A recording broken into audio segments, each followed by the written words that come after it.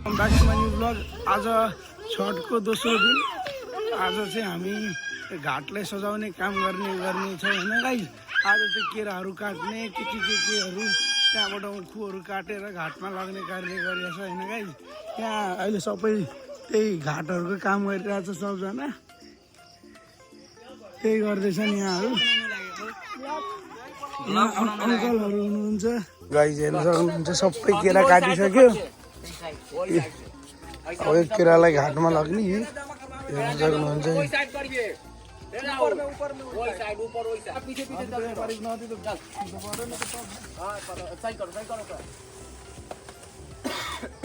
चल न चल, पकड पकड पकड। ए वा गेली बार बर्छु सब।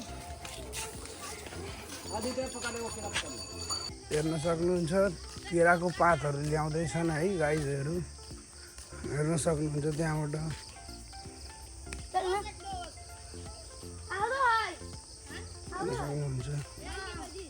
हेर्न सक्नुहुन्छ हामी घाटमा पुगिसकेका छौँ है।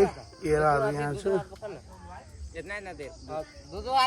पुगिसकेका छौँ हामी। अझै ल्याउँदै हुनुहुन्छ। यही हो नदी, यही हुन्छ हाम्रो। यतापट्टि छ, यतापट्टि पनि छ, हेर्न सक्नुहुन्छ।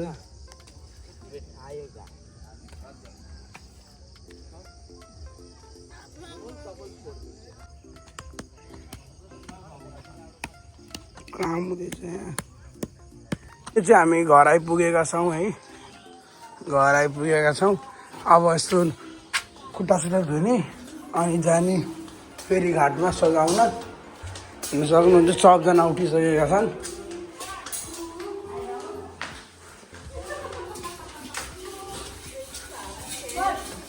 गाइस हेर्न सक्नुहुन्छ त्यहाँनिर बाटो बनाइरहेको हो है, सबजना मिलेर बाटो बनिसक्छ।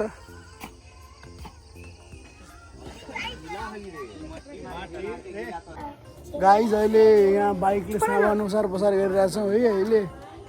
गाइस अहिले अब हामी घाटमा जाने अनि त्यो डेकोरेसनहरूको सामान पनि ल्याउन जानु छ, लिएर आउनुहुन्छ अङ्कलहरूले। हामी पनि जानुपर्छ है गाइस। ल